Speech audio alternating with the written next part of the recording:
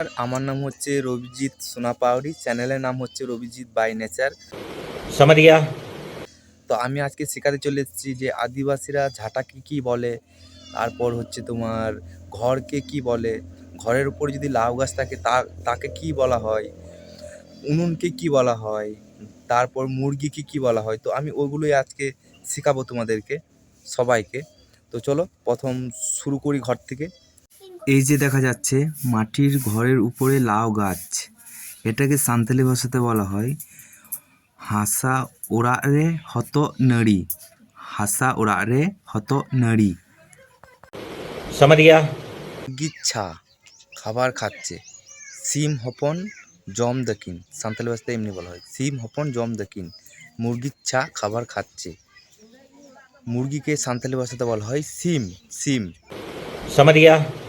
এই যে দেখা যাচ্ছে মাটির উনুন, মাটির উনুন, মাটির উনুনটাকে সান্তালি ভাষাতে বলা হয় চুলহ। চুলহ। মাটির উনুনটাকে সান্তালি ভাষাতে বলা হয় চুলহ। চুলহ। समझ गया। এই যে ঝাঁটা, ঝাঁটাকে সান্তালি ভাষাতে বলা হয় জন। জন। ঝাঁটাকে বলা হয় সান্তালি ভাষাতে জন।